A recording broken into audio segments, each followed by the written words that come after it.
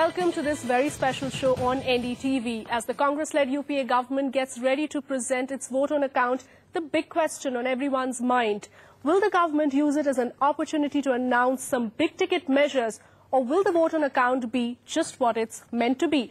A simple statement of the government's expenses and revenues to keep the government's machinery running till a new one really takes over. We've got two of India's leading industrialists joining us from Mumbai, Mr. Rahul Bajaj, chairman of Bajaj Auto, as well as Mr. Adi Godrej, chairman of the Godrej Group of Industries, both joining us from Mumbai. And also with me here in the Delhi studio, we've got Mr. Ashok Jha, former finance secretary, someone who's in the hot seat preparing the budget document 2 years back, but now is on the other side, on the industry side, as president of Hyundai Motor India Limited. Also here, Mr. Surjit Bhalla, noted economist and someone who runs an asset management firm.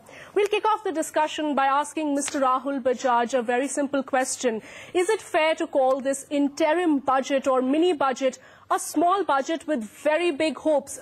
Mr. Bajaj, you have a lot of expectations from this budget. If it's a vote on account, I don't have any expectations. But if it's in addition to a vote on account, is also an interim budget, then of course constitutionally and legally there is no bar for the finance minister, which is Pranab Mukherjee, to do whatever he deems fit.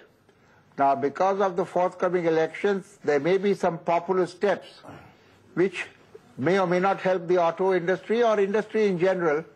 But I can only hope that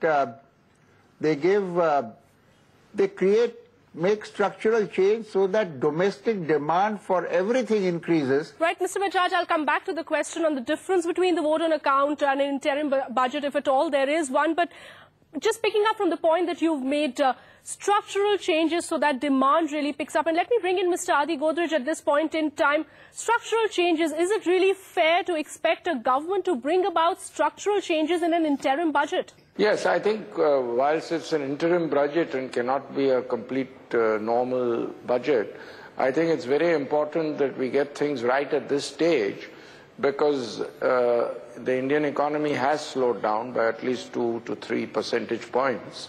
And it's eminently possible for us, with the right kind of monetary and fiscal stimuli, to get it back onto a high growth track.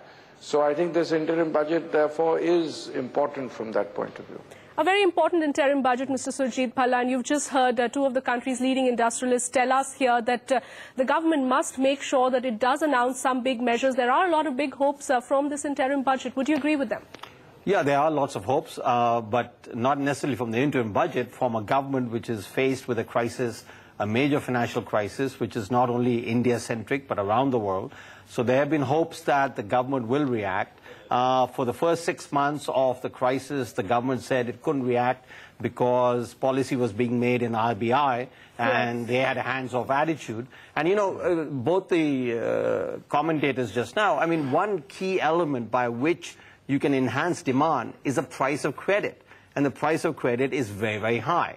And that they haven't been able to change. Now, the second thing that they can do, and this one the government cannot go ahead and state that, listen, is being decided in Mumbai, is they have put on cesses and surcharges and everything else. Right. They can reduce them without any problems, without any conflict of virtue or whatever. Can the government really do that? Who better than Mr. Ashok Jha to answer that question? It's all very well for all of us here to say the government should do this and that in an interim budget. Firstly, if you could just tell our viewers quite simply, what can a government do and what is it that it cannot do in an interim budget and a vote of account, and if there is a difference between the two?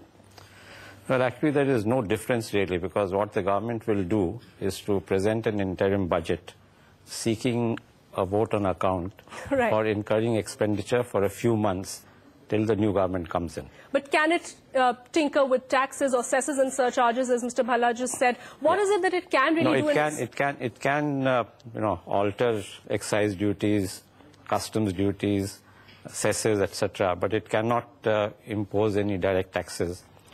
But the convention has been so far that in the interim budget, the government does not try to do too much. It tries to basically seek a vote on account for incurring expenditure for 3 or 4 months till the new government comes in.